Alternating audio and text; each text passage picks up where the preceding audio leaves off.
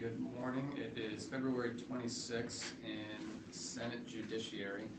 We have Jack McCullough from Vermont Legal Aid in to talk about S-193, and was hoping my initial request was to focus on the representation aspects of this bill, which, at least if you're looking at 2.1, it's on page 11, lines 10 through 11, but also happy to hear your general thoughts, because the bill has gone through some changes since it was since you first came in to testify.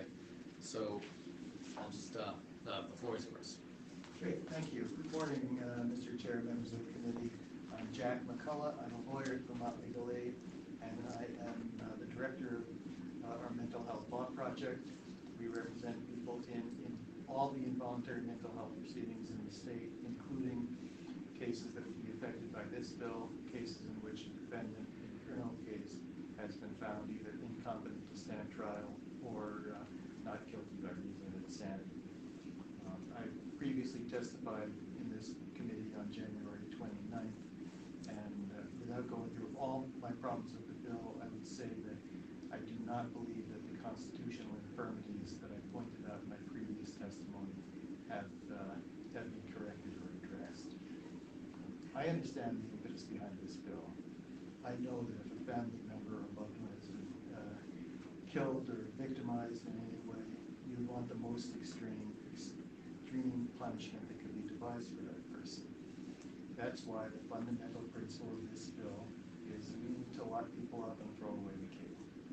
But we must keep in mind that in the eyes of the law and of our Constitution, every person that would be subject to the provisions of this bill is innocent. The presumption of innocence applies to everyone who has not been tried or has been found not guilty. It applies to all of us. It protects all of us.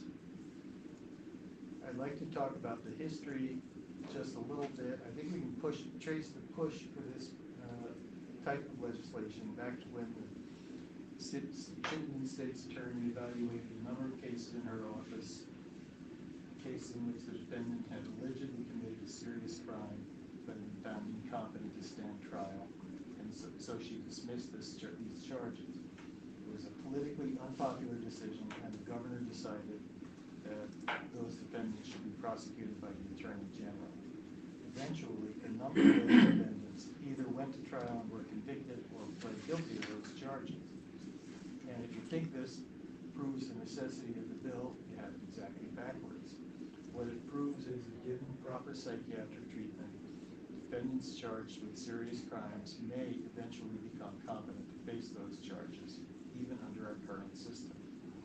None of those defendants were sent to some special competency restoration facility or got some special competency restoration treatment. They just got the psychiatric treatment that people in our system who are committed to the custody of the Department of Mental Health get.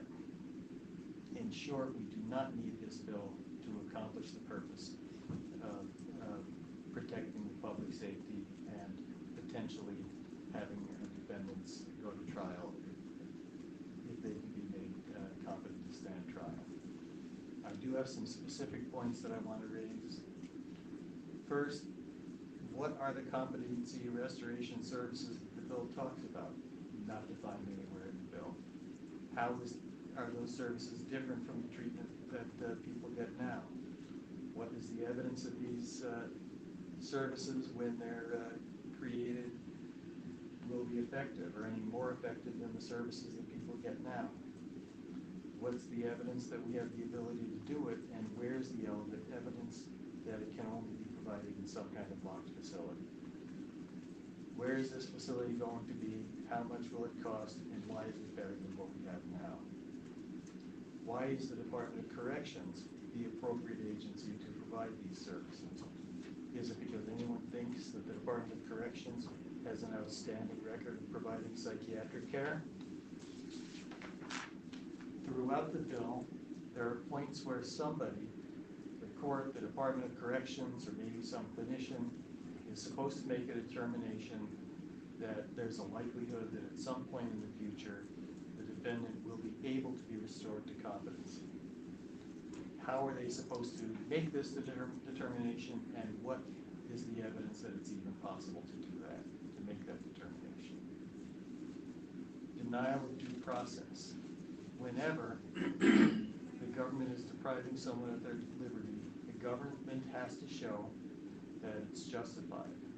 This bill unconstitutionally shifts the burden from government to justify the detention to the defendant, who at this stage is innocent, that they are not a danger. The bill explicitly exempts these court proceedings at which a person's liberty is at risk from the rules of evidence that protect everyone in every kind of court proceeding, civil and criminal, across the state. If you look at section 6 of the bill, there's a list of types of proceedings that are already exempt from the rules of evidence, and you'll see that on 2.1 it's at page 12, and you'll see that all of these proceedings that are already exempt from the rules of evidence are things like inquests, extradition requests, things like that, where there's not a permanent deprivation of liberty, but there will down the line be some kind of trial at which guilt or innocence will be determined, or cases like sentencing or probation, where guilt has already been established. We should not exempt a serious deprivation of liberty like this from the application of the rules of evidence. The criminal division is not the right place for these cases to be held. By necessity, these cases are going to proceed based on evidence based on the state putting forth confidential psychiatric and other medical evidence.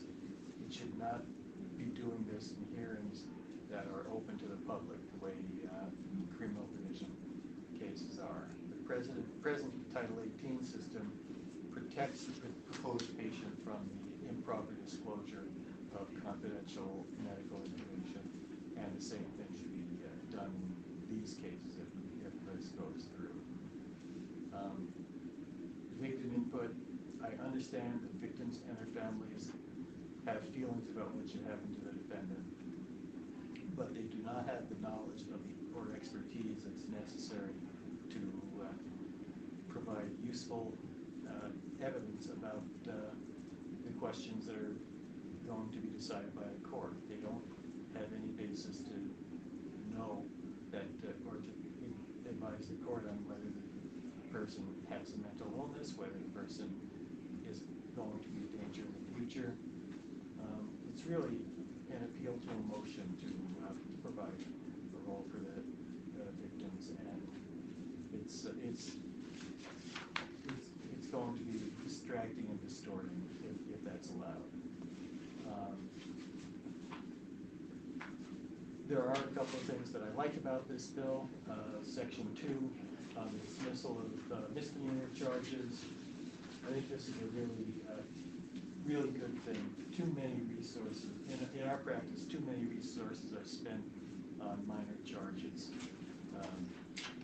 I could tell you sometime about the case of our client who was charged with stealing a bag of chips, and it was a fight to get the state's attorney to dismiss that charge.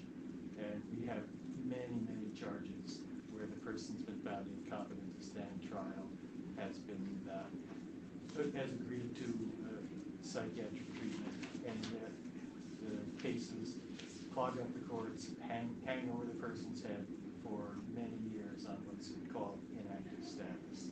There's no point to that.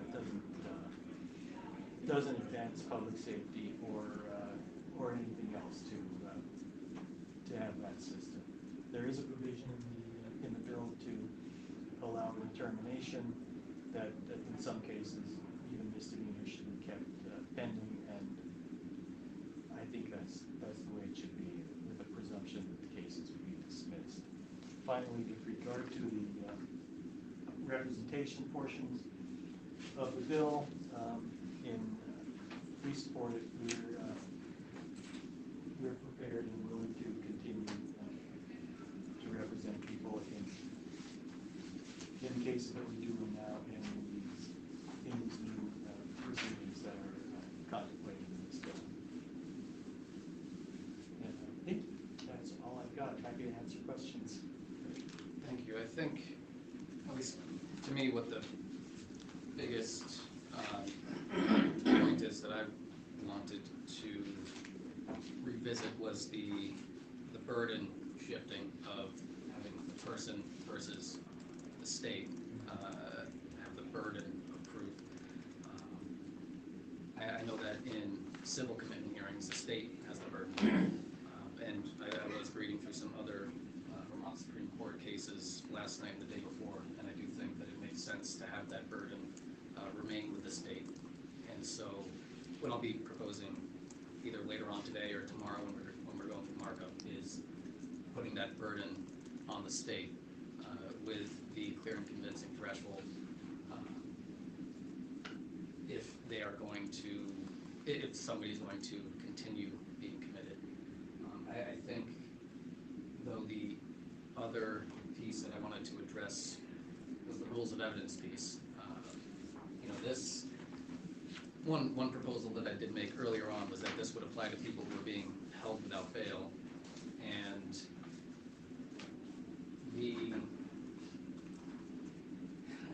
I think that when it's an incredibly narrow scope that would only apply, at least at the moment, to about 6 people who are being held without bail, and the state has prevailed in showing that the weight of the evidence is great, that they need to be held without bail. I think having that piece does get to at least part of your concern regarding the due process aspect, the rules of evidence aspect of whether or not somebody can be in a whether or not somebody can be detained, essentially. So I don't know if you have additional thoughts about either of those, or yeah, do you have any additional thoughts on it? Well, putting it that way, I can say that in the last few years, it seems that we've seen more cases in which someone who's being held in corrections generally, they may not be held without bail. They might be held on bail if they haven't been able to meet around conditions.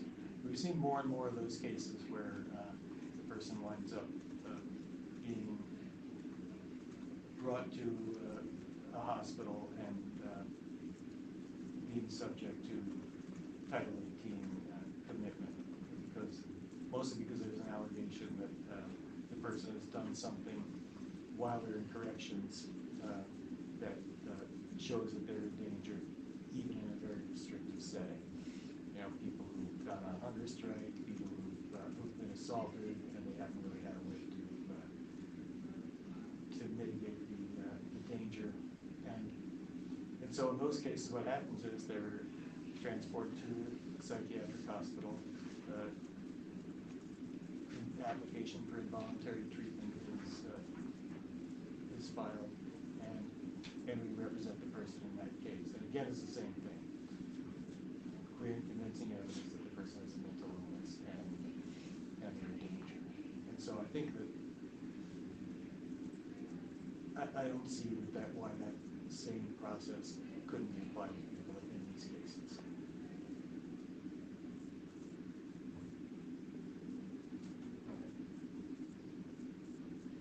And granted, there's a difference, whether you're going to be in the hospital or being in jail, and a number of my clients who are in the position I've described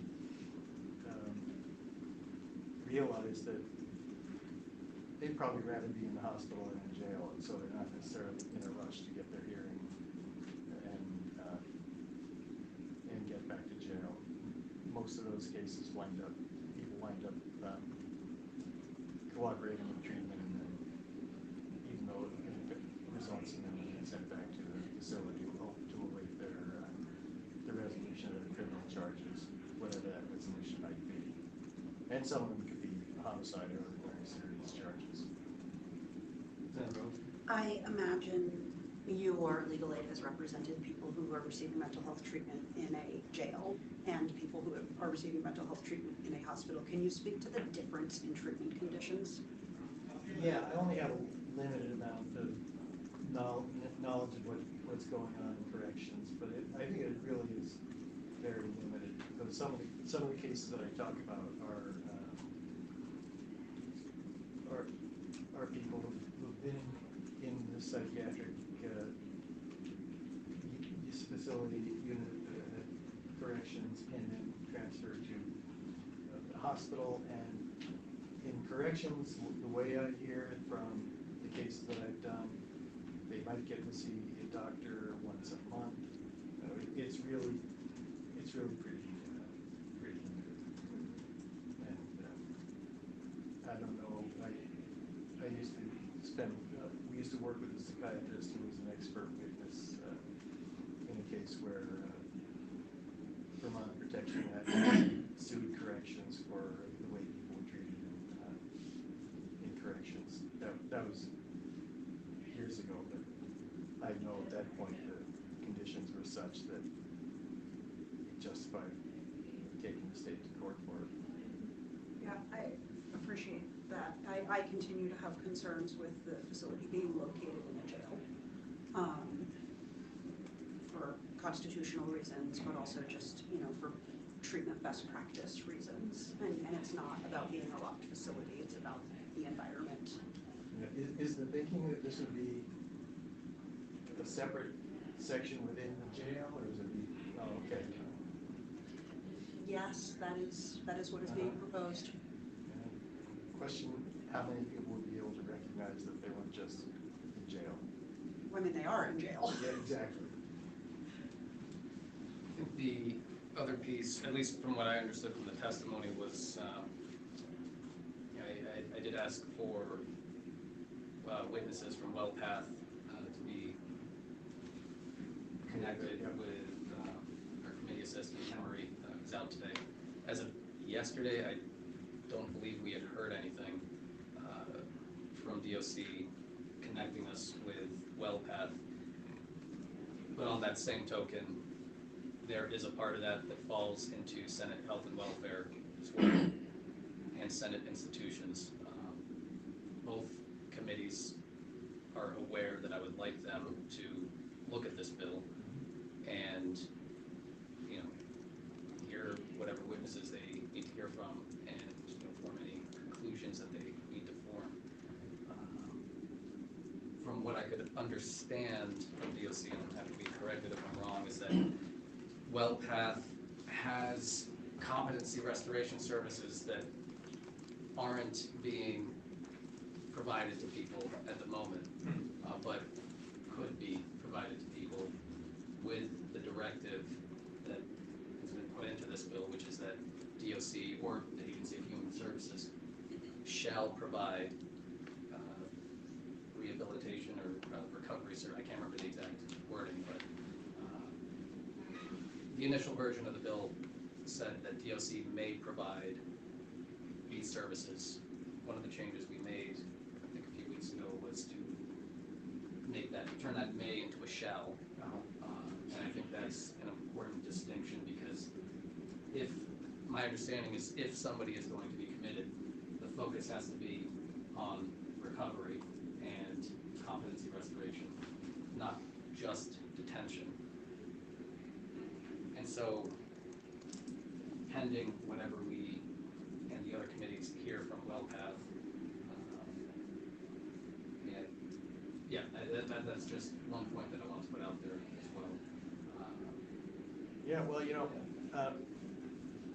I know Allison Richards, who's the regional medical director or something for WellPath, who was the medical director at PPCH. I like her very much, and she's very concerned with the well-being of her clients, and that's why she initiates sometimes people being sent from corrections to the hospital because she thinks that that's where you can get the treatment they need. So, interesting to hear what she has to say. I'm very interested in knowing if there's good peer-reviewed evidence that competency restoration works, and that it works any better or any differently from ordinary psychiatric treatment. So I guess one question that I have, which may be for our ledge council, is with the bill as written, does it completely prohibit somebody from going to a hospital to get their treatment and then returning back to the forensic facility / correctional facility? I don't know that it necessarily does or doesn't, but I think that's a point of clarification that I'll ask. Yeah, I don't think it does. I thought I saw that there's still language here that enables someone to be ED from correction to ED to the hospital, but it'd take a minute to track that down. And that's separate from the competency restoration part.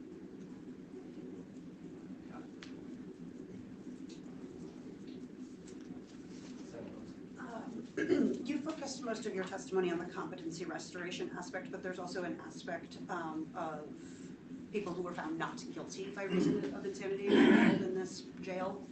Do you have thoughts on that aspect of the bill? Yeah, I think that, again, I know that the insanity defense is not popular, and lots of people don't like it, but still, once the person has been found not guilty by reason of insanity, they can't be held for treatment or for punishment, and their detention has to be justified. And I know clients, I've represented people who've been found either incompetent or not guilty by reason of insanity and have been after killing somebody, and I would have, and they're just out living among us now because they've shown that they're not a danger. And if someone is not a danger, one, it's obviously very expensive to keep them locked up, but two, it's not justified, it's probably not constitutional, and it's probably inhumane to keep them locked up when they don't pose a danger, when they could be doing safely in the community. And that's why the state, as I said, and the chair has mentioned, should be the one forced to prove that they continue to be a danger.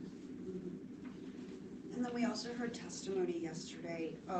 So the language in the bill used to be fairly offensive regarding, mental health conditions. But in order to, I think, be less offensive, it has shifted to language around a qualifying condition. Do you have any input on that language shift? The concern we heard yesterday is that is overly broad. Yeah, I'm curious about what it actually is. Okay, that's fair. I think there's a definition, but I don't think I got very much out of that definition.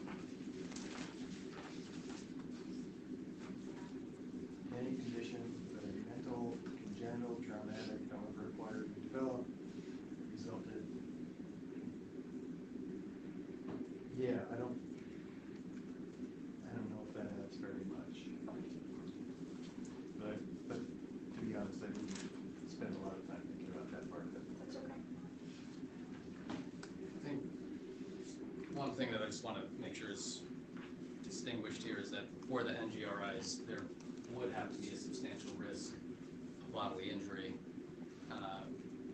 in order to permit the continued commitment of somebody. It wouldn't just be an NGRI and no other qualifying factor.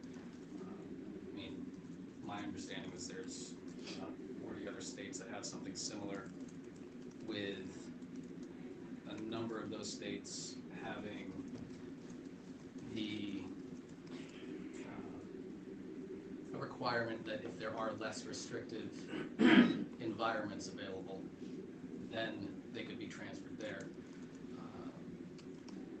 That's another idea, but we just wanted to make it clear that for the NGRI piece, it wouldn't just be not guilty by reason of insanity, then you're in the forensic facility forever. There's also the substantial risk of bodily injury. So that's just for context.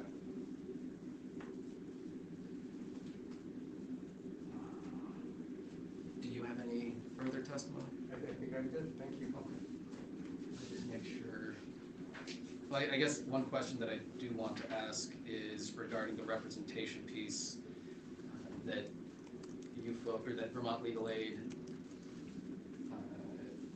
would be able to undertake this, as these are the cases that you generally do work on. Yeah, this is right in the area of the case that we're doing now. If it's a small number of cases, which, hypothetically, we're talking about 6 cases a year, but, I raised the question of, is 6 cases this year, then if there's another 6 cases next year, are they still, is that on top of the people who were yes this year? And I know that the state thinks, well, those 6 people will take care of them in 1 year, and then they'll move on to the next part of the criminal process. I'm, of course, skeptical of that, but unless there's a lot more cases, I assume we could do this, accommodate this within our current resources. Thank you. And if you happen to have the contact information for Allison Richards, would you mind sending that to me? Oh, sure. And our committee assistant, Emery. Daphne's in here subbing in for Emery today, so. Sure, yeah. That would be great. I might just have her personal cell phone, but I can get you that. Okay. If she has an email address that you might be able to send as well, that would be very helpful. Okay, yeah, I'll check. Great. Committee, any further questions for Jeff? Okay, Great. thanks. Thank you very much. If anything comes up, I'm happy to be here. Appreciate it. All right.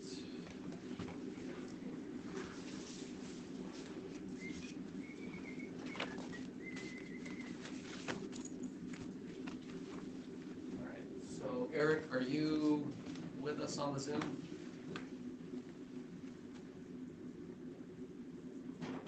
Oh, yeah, that's Yep.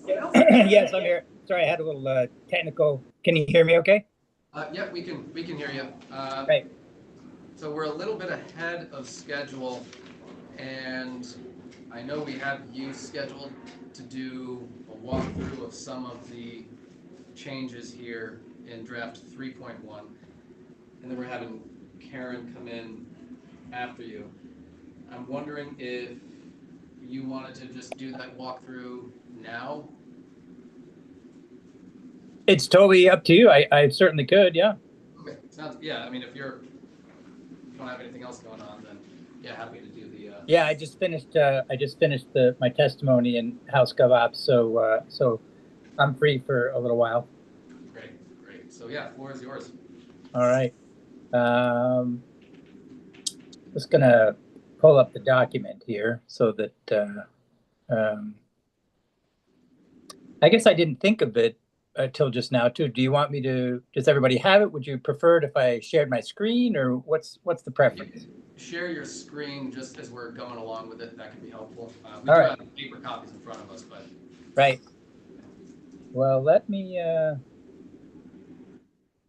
give that a try. Hang on one second.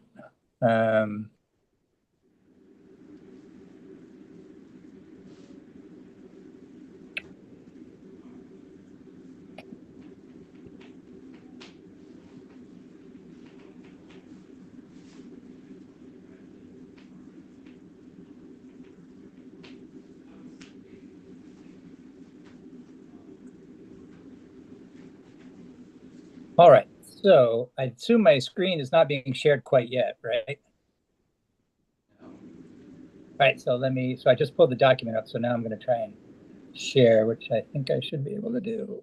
All right.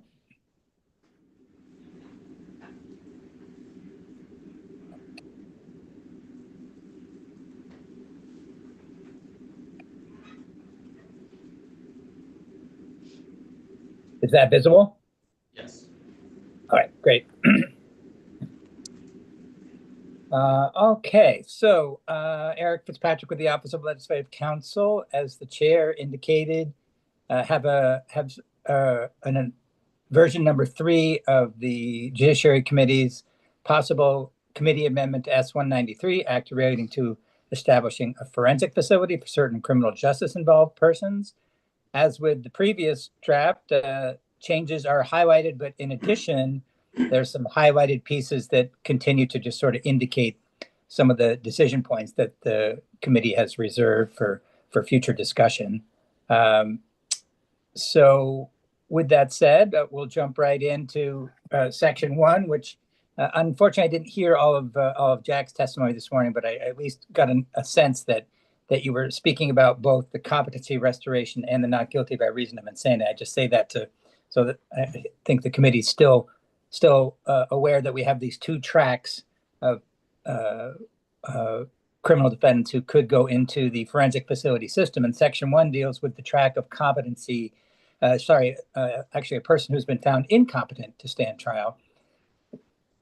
Subsection A there lists the criteria that would qualify a person for being transferred to the forensic facility. And there were 3 in the, although I think actually the previous version you did have, you had 4. You had the first part, 2A, line 13, was in the previous draft that you had looked at. And this was adding the concept that in order for a person to be transferred to the forensic facility after being found incompetent, there are a couple of other criteria that exist. There's obviously the life sentence, subdivision 1. So it's a narrow group of offenses that would qualify for a person for being transferred, as well as subdivision 3, the existing one that hasn't changed, that the person is not already receiving hospitalization treatment, either through the civil or criminal process. But the new subdivision 2B, you'll see that 2A you looked at last time, it's also is only going to apply if a person is being held without bail. Now, presumably that's going to be most of these cases, because as we looked at in the line above, subdivision 1, these only applies to life sentences.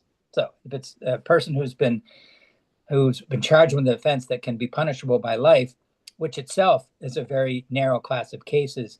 It actually reminds me, and the committee may not have noticed, I think the Vermont Crime Research Group I asked them, and they put together a list of all the Vermont offenses that do have a lifetime max, and I sent that to Emory for posting. So that should be on the committee page if you're ever curious, well, which offenses does this actually apply to?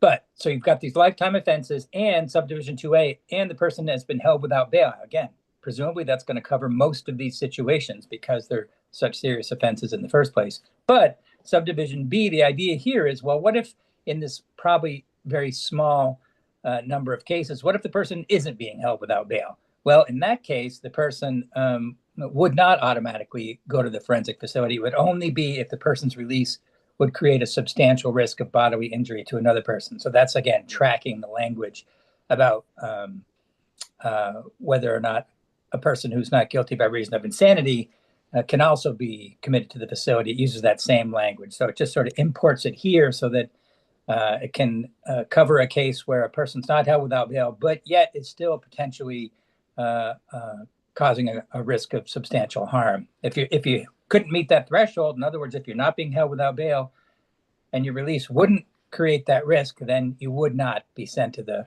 forensic facility. So that's the idea there.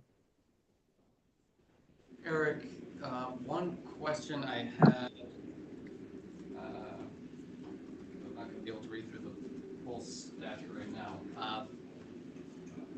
Goes back to something that was raised earlier regarding treatment at a hospital. So I'm looking at 4822 or 7619, and so if somebody who's charged with a life offense, or let me rephrase, is it possible for somebody to get an order of hospitalization even if they've been charged with a life offense and they're being held without bail? I think so, but say that one more time, just so I know I'm So let's say somebody is not competent, they've been charged with a life offense, right. they're being held without bail. Okay. Is it possible for them to get an order of hospitalization through those two statutes that are cited on line 18? Yes, it would probably be the latter, though. It'd be 4822, because that's the one that 7619 is just the civil commitment process. It's unrelated to criminal proceedings. Only, I guess I should rephrase that. It is unrelated, although parts of it also will apply in the latter citation, the 4822 context. Again, it's almost like this one. If you think of it, it's two different tracks toward how do you get to being hospitalized involuntarily in Vermont currently. That's current law. And current law, you can be hospitalized for mental health treatment involuntarily, two different tracks. And those two tracks are both cited on line 18. One is civil. That first one, 7619, doesn't require any criminal proceeding at all. But the second one, 4822, that only kicks in when if someone under current law is found either not guilty by reason of insanity or incompetent to stand trial. In that situation currently, and again, this bill you're looking at now, the idea here is to provide a different track for those people. But under current law, those people, there's a hearing that has to take place after that finding of NGRI or incompetency, and the court has to decide at that hearing whether the person is a danger to themselves or others as a result of a mental illness. And if the answer to that question is yes, then they get civilly committed. So to the civil commitment process, to the Department of Mental Health for treatment. That's the existing status of the law. So yes, to answer your question in a nutshell, that sequence of events that you described, Senator Hashim, could happen under current law, but it would be subject to this. It would be in the under the umbrella of this civil commitment process that exists now, not a forensic facility. So, okay, so that clears things up mostly. So just to confirm, it's possible that depending on whatever the facts and circumstances are that are presented to the court, that somebody could go to the hospital through an order of hospitalization rather than being at the forensic facility, even if they meet all the other qualifiers? You mean the qualifiers we're looking at here in the bill? That are above line 18. Yeah. And I guess line 19 too, which is uncompetent. Yes, other than subdivision 3 itself, that sort of excludes those people who are currently getting treatment. Yes, but so the idea is to have this other type of treatment, this forensic facility type of treatment for criminal justice involved people in certain specific offenses. But yes, even without this bill, yes, though people on those who would fall under those other criteria listed in the bill could possibly get committed to and treated through the Department of Mental Health under current law if the person is found a danger to themselves or others as a result of a mental illness. Thank you. Yep. That makes sense. That kind of. Yep. Yes, it does. Yep. All right. So we can move on a bit. I can, if everyone's ready to move forward to the next change. Oh, well, actually, this isn't a person's change, I suppose. Well, actually, it's sort of a note here. You'll see that what's highlighted on the page 2. This has to do with the issue of what happens if a person's competency can't be restored. The certain subset of the population of folks who would be at the facility. I think the committee was discussing the issue of what if some of the people in that population competency restoration is not possible. And and this was, I think, discussed by a couple of the witnesses you had yesterday. And when this idea is proposed by DMH, although I reworked it a little bit to kind of track the process in the NGRI context. But the language you have in front of you now, anyway, in a nutshell, basically says because you remember we talked about this yesterday, this is the 1 year versus 6 months thing, that the language here provides that if there's an evaluation that concludes that the person's competency can't be restored, then they are committed for treatment at the facility, and it continues to go as though they were being treated initially, except that they have the opportunity to file in the court for a petition to reevaluate their competency, but there's a 1 year cap on the timing of that. I just switched to page 3, lines 7 to 9. So if the person files a petition to say, hey, I've been found to be a person whose competency can't be restored, they can file again to reevaluate, but it's an annual thing. You see that line 7 through 9 provides that. And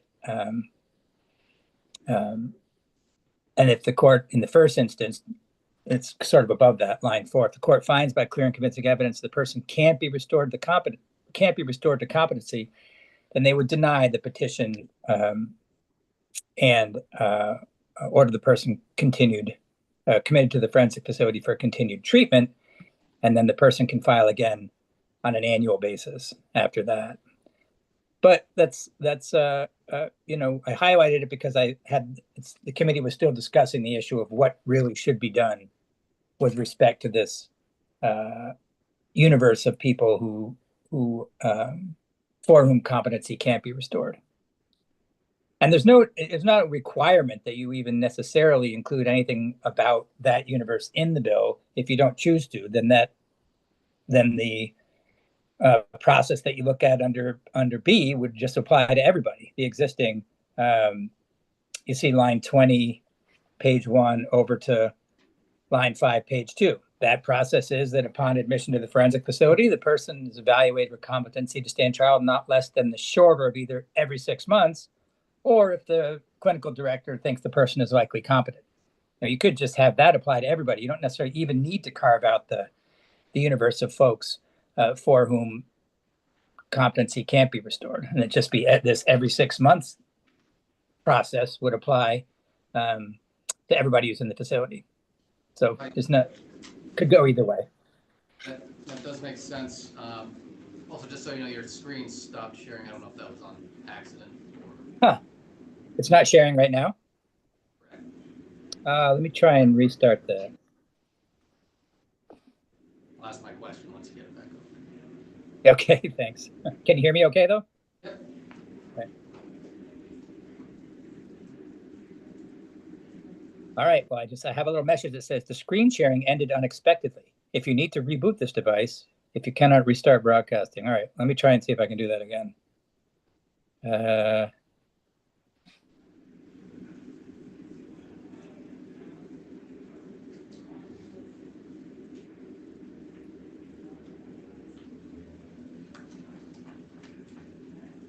Are we back on? Yes, thank you. Oh, good. All right, sure. So, on the point that you were describing regarding whether or not somebody's competency can be restored, Mm-hmm. I guess there's a couple of aspects here that I want to take into consideration and potentially rephrase. I think that, and this is going on to page 3, starting on line 4. So if the court finds by clear and convincing evidence that the person cannot be restored to competency, I think there should be a requirement that the court shall consider less restrictive means. But I also want to create a distinction to ensure that somebody who is just declining to participate in competency evaluations is not being considered is not considered a finding of no competency, if that makes sense. So you want to have it so that a person who's kind of refusing to participate Yes.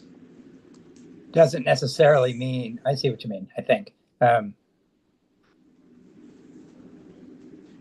if that's already covered in the way that the language is written earlier, but, so I guess it's also part of a question as to whether or not that's covered.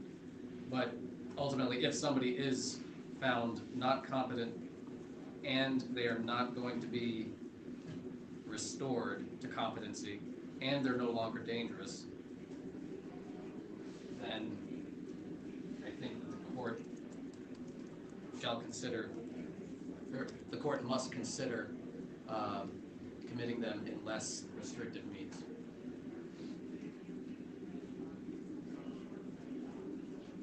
Now, would that be, though, I'm wondering if it's, did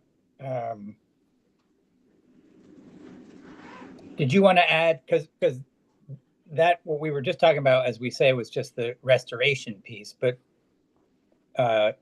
also what you're describing, I mean, that could conceivably apply to the competency restoration services in general, like under subsection D there, the idea that, you know, you want the court to consider the least restrictive means generally, and generally that a person declining to participate in competency restoration services doesn't mean that the person's incompetent. It seems like, I'm just, as you say it out loud, it seems like it could apply generally.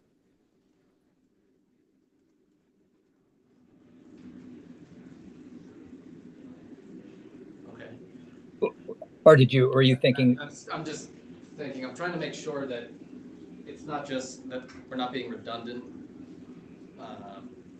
but also trying to make sure that if somebody is not competent and they're not going to be restored to competency, that the court shall consider committing them to less restrictive means. Oh, I see what you mean. Okay, yep. Yeah, in that context. Now, what the same thing for the decline to participate? Wait, say that one more time. For the declining to participate in.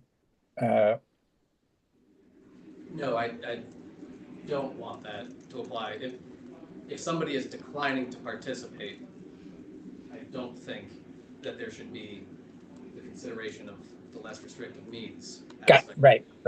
I'm thinking of the testimony that we heard yesterday from Susan, regarding, it's somebody who has a traumatic brain injury, they're wheelchair bound, they can't talk.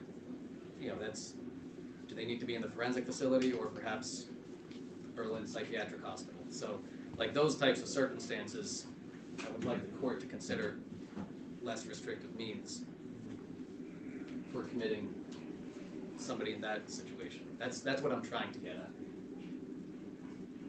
Right. So maybe declining or unable to participate? Well, or maybe, I think those are two different. Now I think I might be muddying the waters here. I think declining to participate versus unable to participate would be two different things. Yep. Somebody could be declining to participate just for the purposes of either delay or because they aren't competent and so they don't know how to, interact with the process. But, well, yeah, I'm not sure. I think I might just be muddying this up a little bit with my questions here. So I'm going to pause because I know Senator Bohovsky has a question, and then maybe we can revisit this. Okay. So my question is related because I'm wondering if the language that was added about if the person's competency can't be restored, looking at something other, because when, the person you're describing, I don't know the person, but I would imagine if someone has to utilize a wheelchair and can't move around, they're probably not a risk to the public. So I feel like if it's been deemed that competency can't be restored, they're not a risk to the public, then does that sort of solve the problem of them being in the forensic facility? Do you know what? Yeah, I know what you mean. Okay.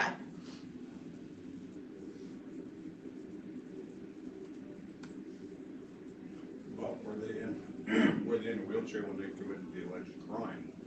That doesn't matter for competency not being able to be restored. That would matter if they were seeking not guilty by reason of insanity, and it would, like, this is where it's also tricky.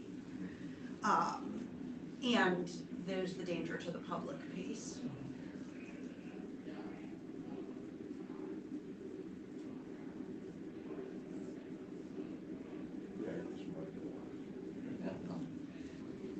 Gotta get into the details.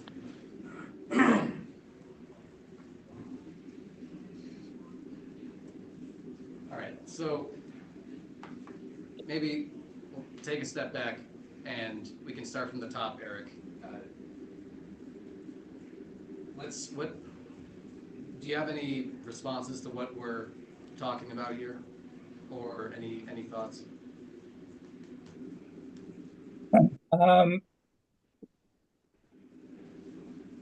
Well, I think one initial comment is that you might want to think as a policy matter about, leave the language and the details aside for a second. This competency restoration language was not in the bill as introduced. So, and as I mentioned, it's not necessary that you have it here. You may want to, or you could just have the general procedure that I've just put up on the screen again from lines 20 to 23 apply. If you do want to have something in this bill about competency restoration, and I shouldn't say competency restoration wasn't in the bill, that I misspoke. Yes, the restoration services have to be provided.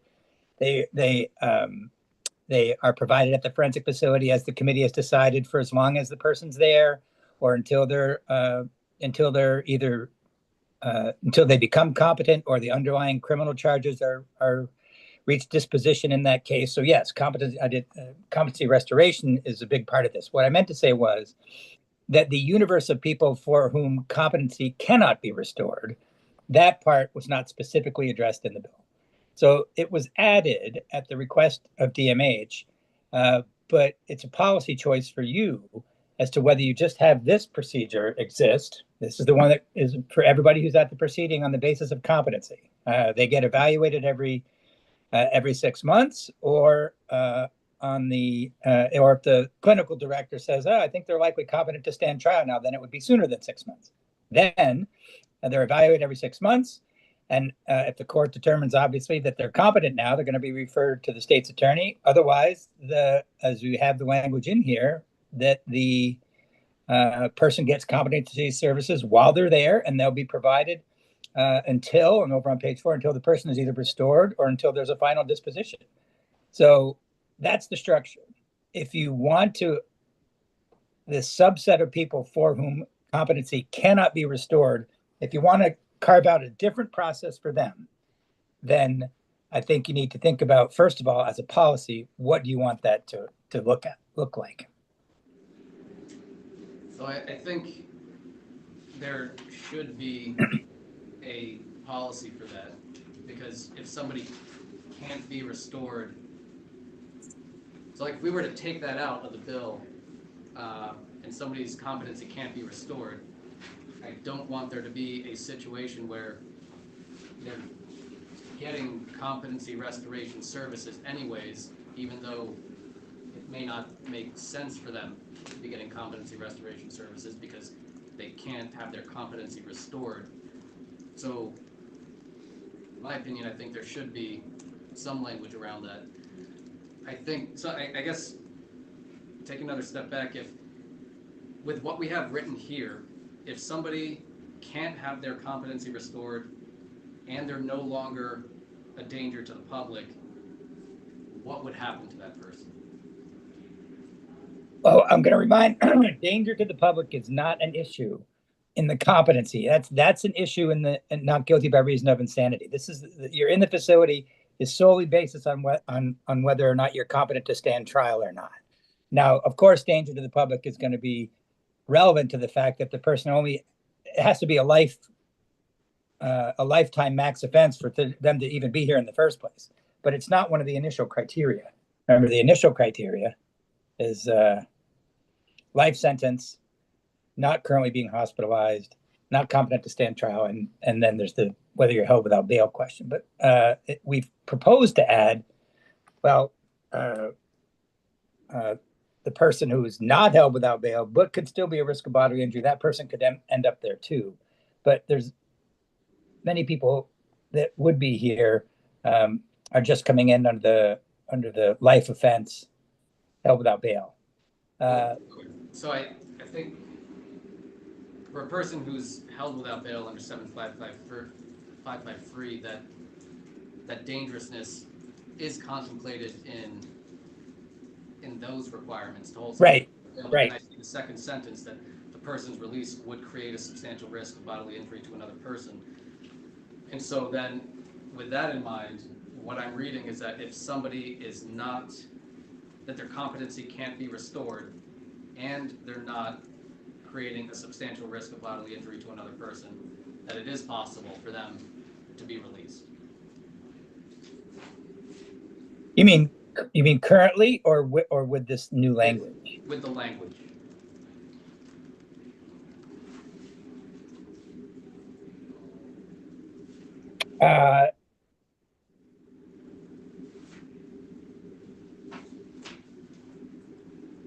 I think that, so let's say the person, if the court finds that they cannot be restored. That they cannot be restored, and they're not posing a substantial risk of injury to another person. I think that the way the language is written now, a finding of not being able to be restored to competency means the person's commitment continues, regardless of the danger. Now, that may not be what you want.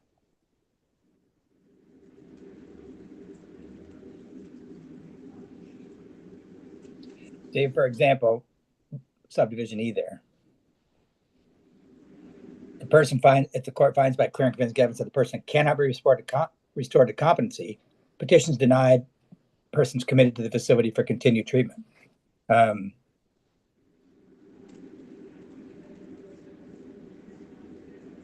if the court finds the opposite, that they may be found likely competent, in other words, they have been restored, then the court notifies the state's attorney in the criminal case.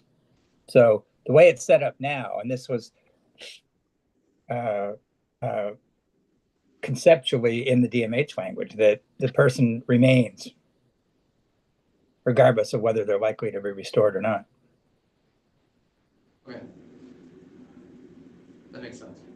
But you may not want that. It sounds like what you may be saying, it sounds like you wanted some guardrails on if someone is found to be a person whose competency can't be restored, then it sounded like you wanted to add like least restrictive means, right? Yes. And well,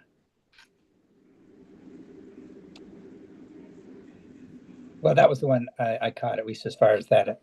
I'm not. You also mentioned the decline to participate doesn't mean incompetency, and I'm not sure if that is something you wanted to fold in here. I wasn't quite following that piece, but I see what the least restrictive means. Maybe, in other words, the person can't be restored, but I see what you mean that you don't necessarily want that person to keep getting restoration services if there's already been a finding that competency can't be restored. So you want them treated in the least restrictive means. Was that the idea? Court shall consider least restrictive means. I mean, I think there Okay. are various factors depending on what the person's conditions are. Yep. And just there's a lot of variable factors. So I just want it to be a factor that the court would consider. Right. Sounds good. And Senator Bohowski has a question.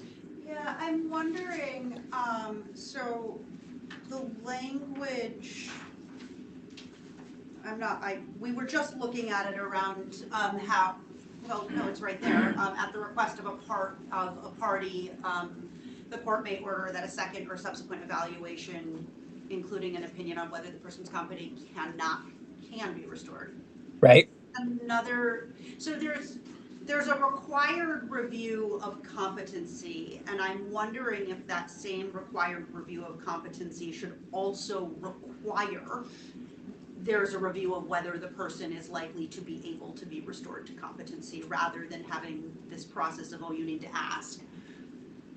I mean, and maybe both are fine, but if we're requiring a regular review of, is this person competent, I think we should also require at that time that it be reviewed if they will ever be. Yeah, you certainly could just, I'm just backing up a little bit because there is that under, generally speaking, there's this review every 6 months. So you certainly could do it that way instead. Just say that's because they have this review every 6 months anyway. You could just say the review shall include, an opinion on whether competency can be restored.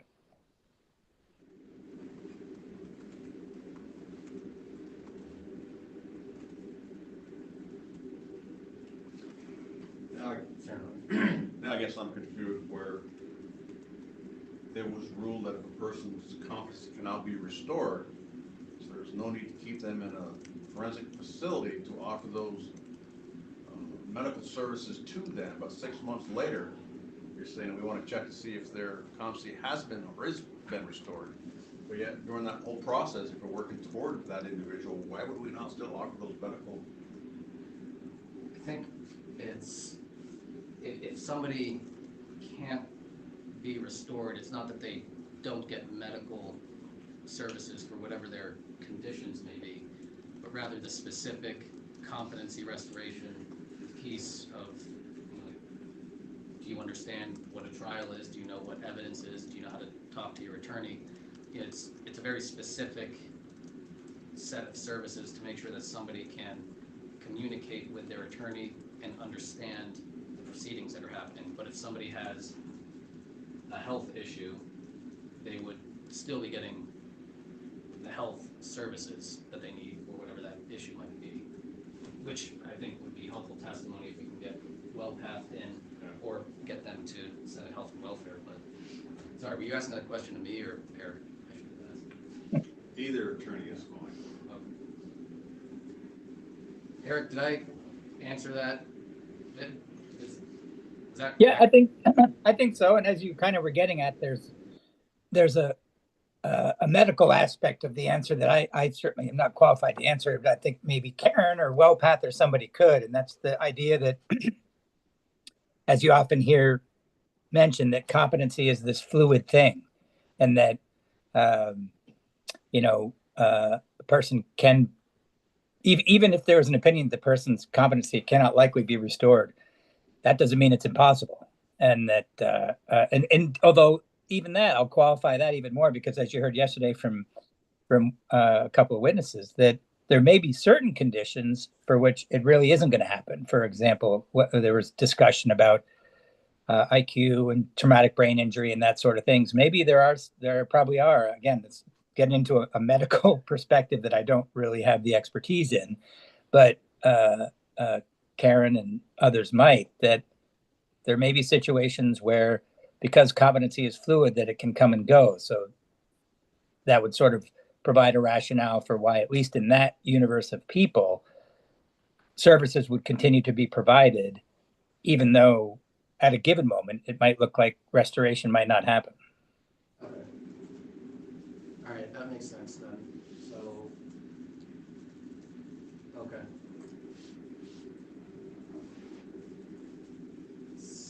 So one more question on this area for now, and then I think maybe we should move on and try to tackle some of the other points, just so we're not muddying this up too much.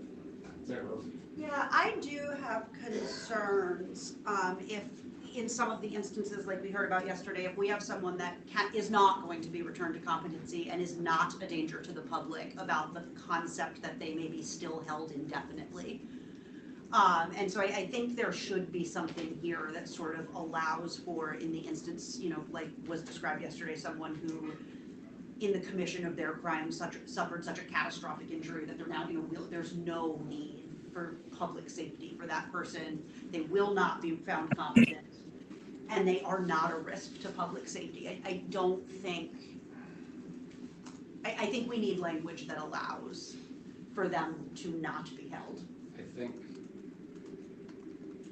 I think that is covered with the requirement that's on page 1, lines 15 to 16, that a person's release would create a substantial risk of bodily injury to another person.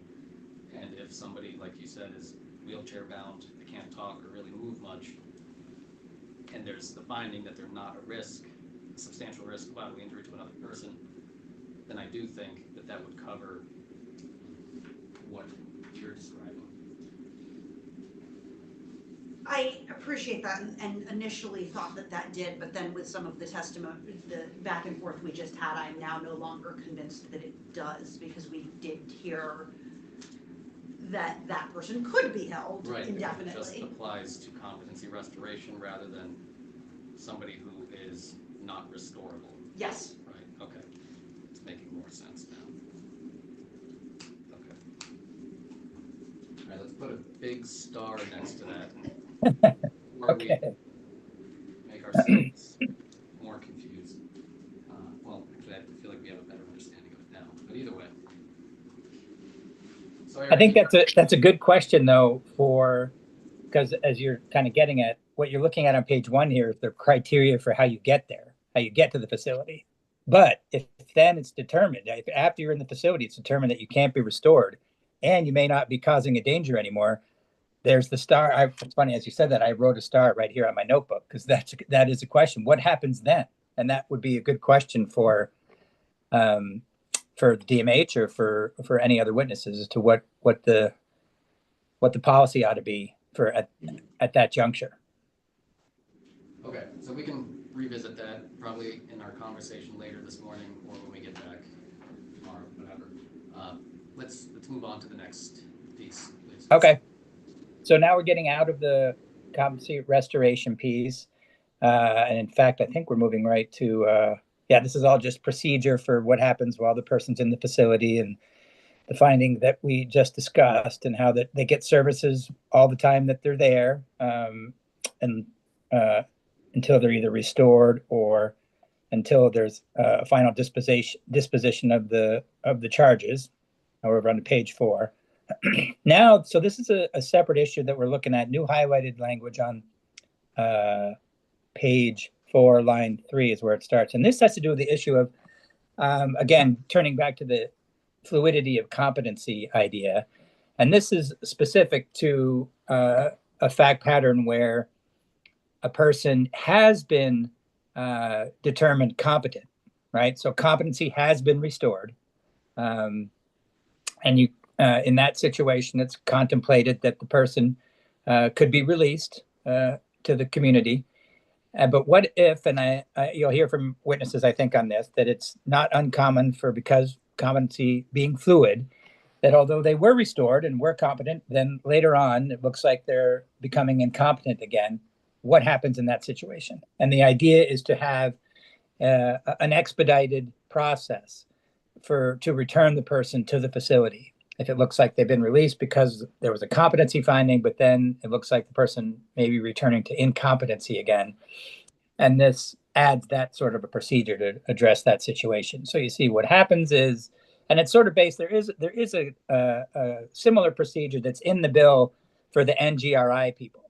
So where there can be an immediate return to the facility under certain circumstances. And this kind of creates a parallel process for the incompetency situation. And the way it works is, and you'll see line 3 and 4, it says at the outset, commissioner shall immediately return a person to the facility if, so you got a few criteria there. First one, previously was restored to competence in the facility. Then subdivision B, commissioner has reason to believe the person is again incompetent. And C, the person's continued release would create a substantial risk of bodily injury to another person. So again, it's not everybody who might be drifting toward incompetency after having had their competence restored. It's only those folks whose release would continue to create this, or would create a substantial risk of bodily injury. So if that's the case, the person can be immediately returned to the facility, but there has to be a court proceeding right afterwards. So you see then the commissioner has to notify the court where the person was committed.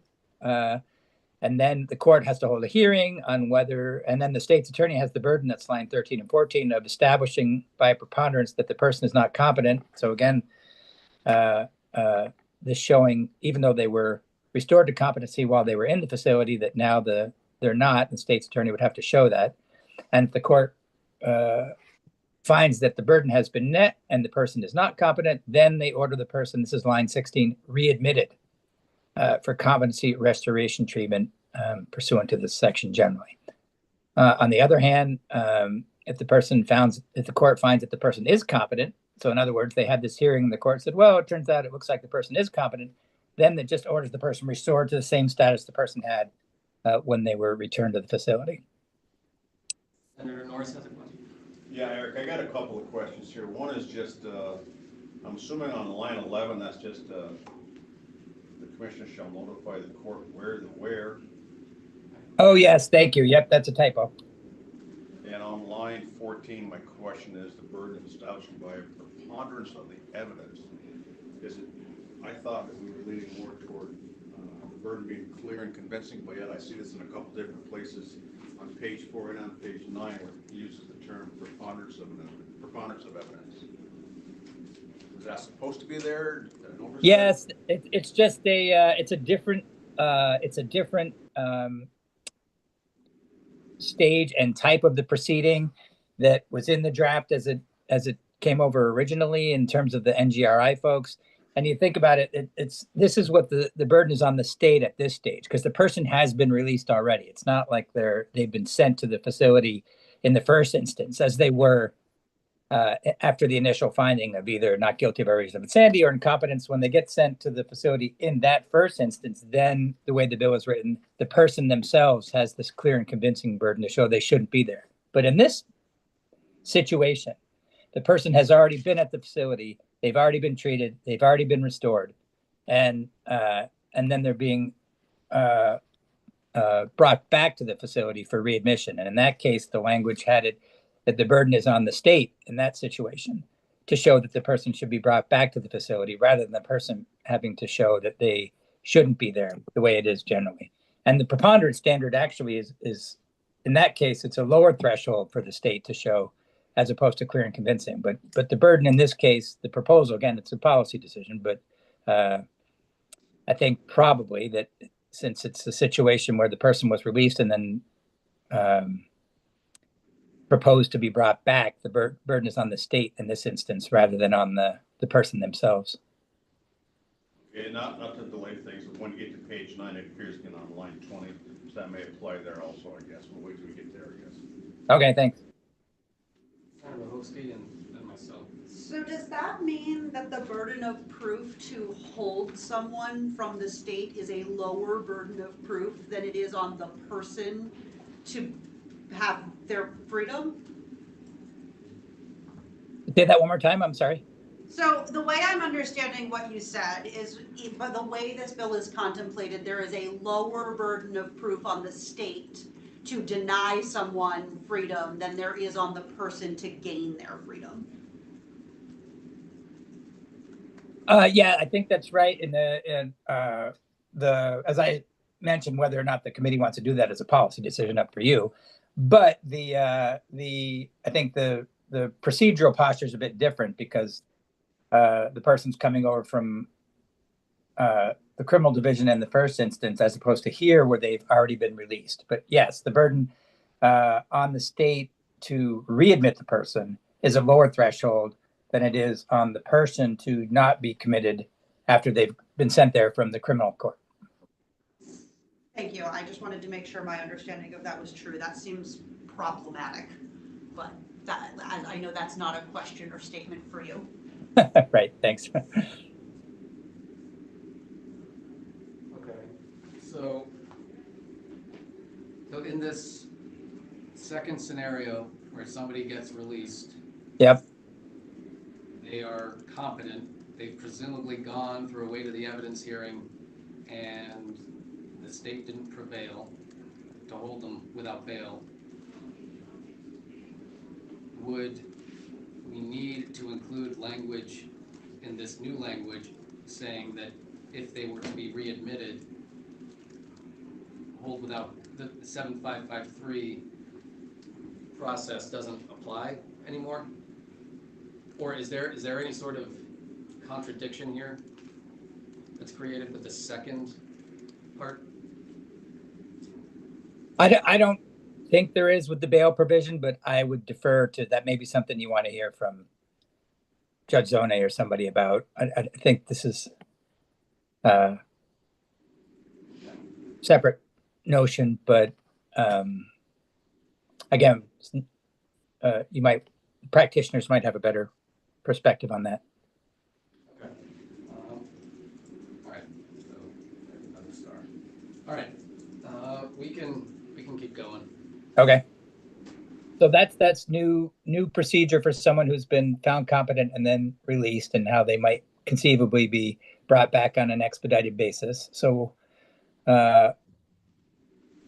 this is the medication language. I don't think there's any change here. So this is, you remember the whether and under what circumstances involuntary medication can be administered is the standards are based on a Supreme Court case. So that language remains as it is. Still at the unresolved issue of how to, under what standard the charges might be dismissed against a person who's, after having been found incompetent, their case remains inactive for a period of time. So that's just highlighted to flag it, not that there were any changes.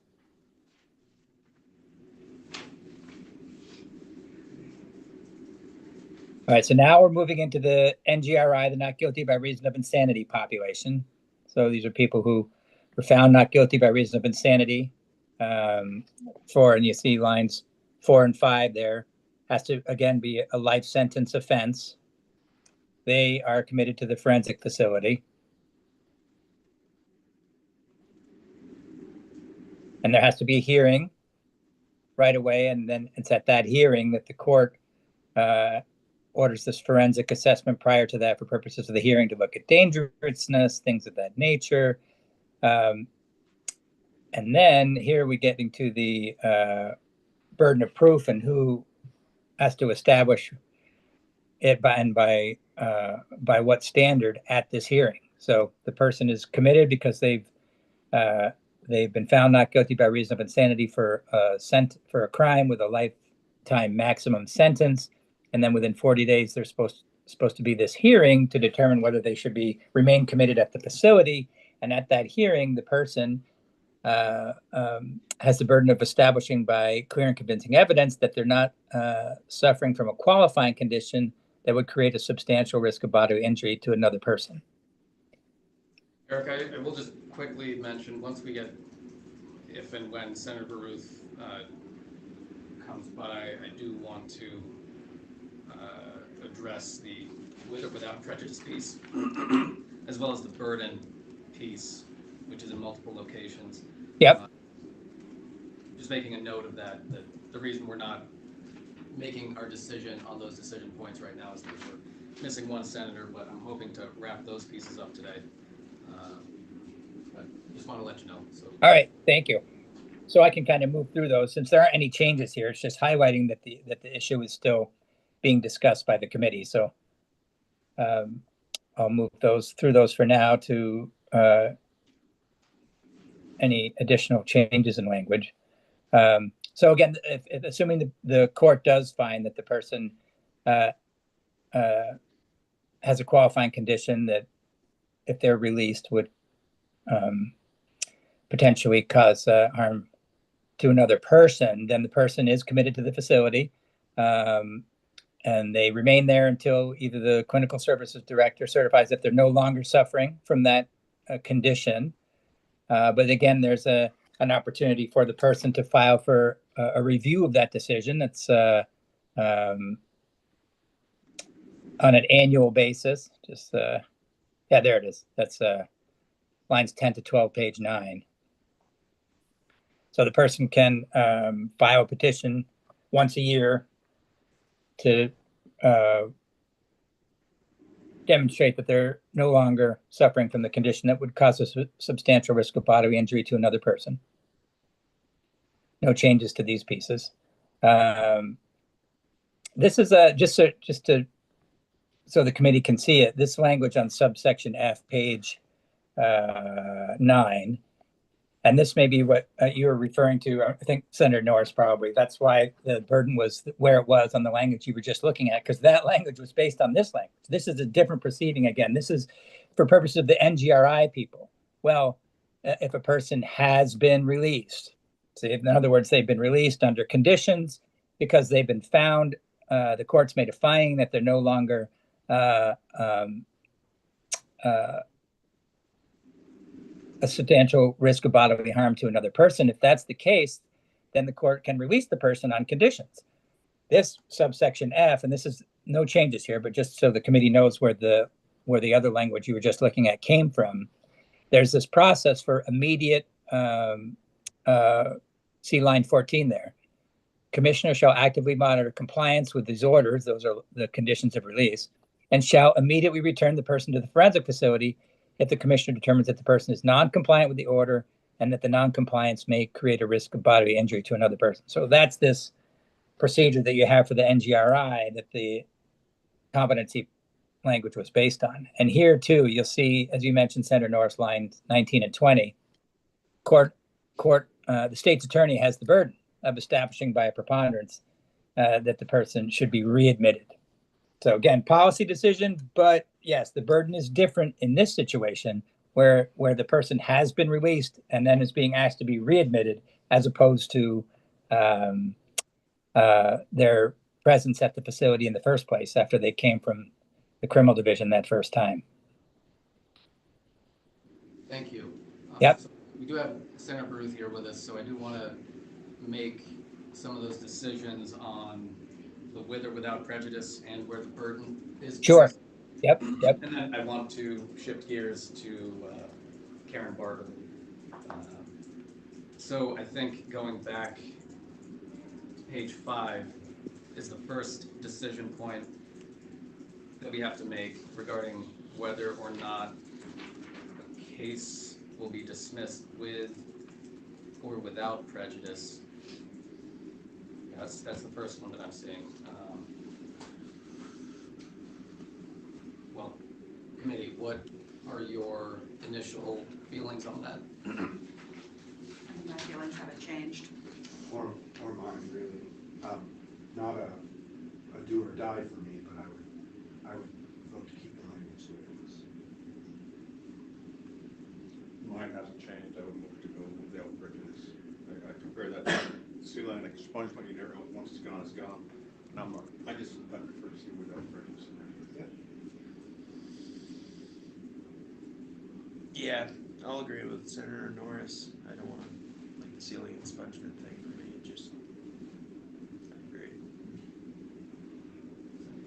I agree. Given that all of the information about the charges would still be available, I'm a little confused how it relates to sealing and expungement. Just because the conviction hadn't happened, that evidence could be used if it was relevant to a future crime. Not quite.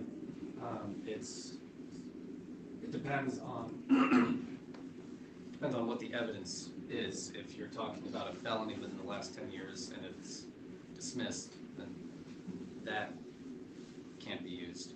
But it goes into the rules of evidence, which gets very complicated. But doesn't this provision only apply to misdemeanors? Yeah, you're right.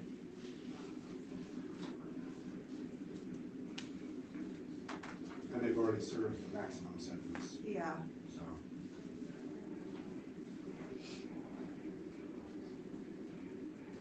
Well, my opinion hasn't changed.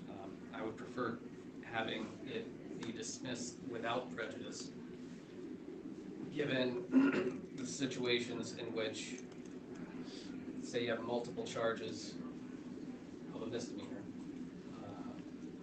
whether it's disorderly conduct by telephone, and somebody's stalking a person over the course of years, and then it ends up getting to something that is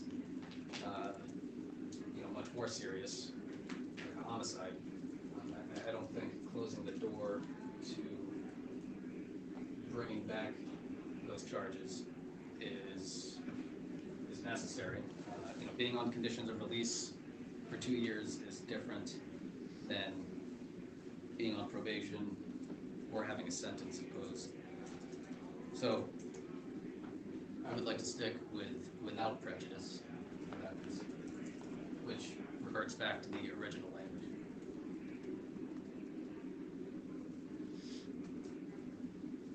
Does that sound good, Eric?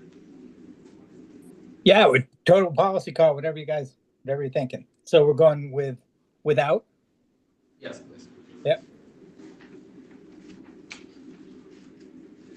All right, so we want to move on to the burdens and the standard of review. Yes, so that starts on page 7. I do think, and this is in multiple areas, I do think that the burden does need to be placed on the state rather than the person. I think there are, as our own Supreme Court says, there's serious practical deficiencies in having a person who is detained be the one who makes the motion and has the burden. It's the state that has the burden in the civil commitment process as well. So I do think that it needs to be the state establishing by clear and convincing evidence that the person is no longer suffering from a qualifying condition that upon the person's release would create a substantial risk of bodily injury to another person, and having that repeated where applicable throughout the bill. That's my opinion. Usually I try to share my opinion at the end, but I forgot to do that for this one. So, committee, what are your thoughts on that, Senator Norris? I don't have a problem with the state having the burden of proof on this. Such as I said earlier, once again, the burden has to be clear and convincing. I don't care who has to prove it. We have a responsibility to the public, and that 51% doesn't meet that threshold that I feel comfortable with. I can go along with the state having to prove that, even at that clear and convincing level. And I can go along with that for slightly different reasons, but if we're moving the burden, I can go along with clear and convincing. And it is the burden on the state that has that higher threshold that the state has to meet. Just want to make sure that's. Yeah, we're good. Okay. So, yes, if we could make that change, Eric, where the state has the burden and we are keeping it, keeping the clear and convincing. Yep, sounds good. All right, so we've resolved those 2 issues. Let's see where we are next. We just talked about this readmission. So it sounds like, to be consistent, I'm looking now at the readmission procedure that would be the same in the competency case. I'm on page 9, line 20 and 21. For consistency purposes, again, this is where the state's trying to bring the person back into the facility. Make that clear and convincing as well. Line 20 so that's consistent throughout, I assume. Yeah.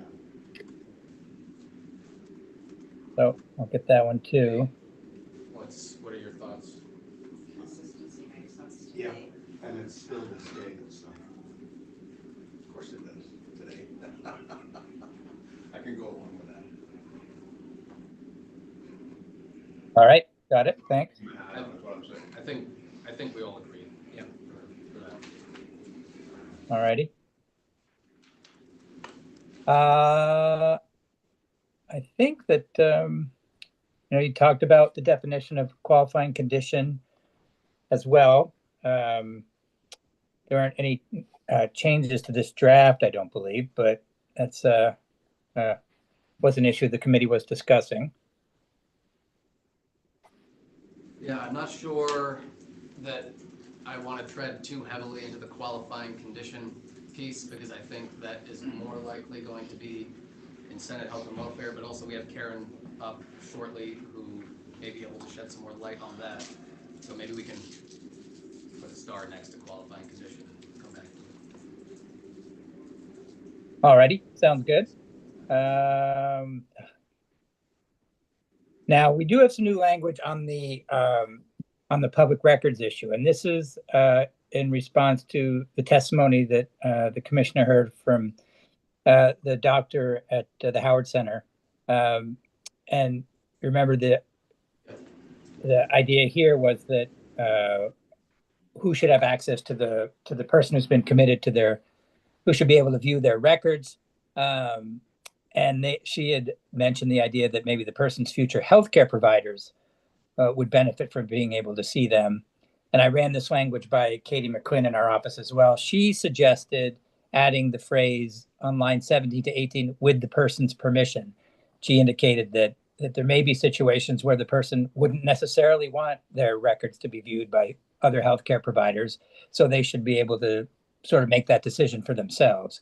So the way the language is written is that the person's healthcare providers may, with the person's permission, view forensic facility records of the person's psychiatric assessments at the facility, including assessments of the person's competency and criminal responsibility. So the person would be able to make that decision ultimately about their own records. Let's hear from DMH, or let's hear from Karen before we make any decisions on that piece that was added. Right, sounds good. And I think the last issue here, yes, is this has to do with the, who it is in the state government is overseeing the facility. And I think the committee had talked about this off and on over the course of the consideration of the bill. And last time there was this idea that Commissioner Corrections was going to consult with the Commissioner of Mental Health, but the language is was as written previously, was a little open-ended about how often that consultation would take place. So the word regularly is proposed to be added so that there's an intent pretty clearly expressed that it's not just a one-time consultation, that it's an ongoing responsibility. And I think that's it. Senator Norris? I'm just curious as to if we could define that regularly. What does that mean exactly? Is that once a week? Is that once a month? What is it? We put some guardrails around that. What does that mean? I think you're right. It is open to some interpretation. So somewhere above more than once, with some degree of consistency.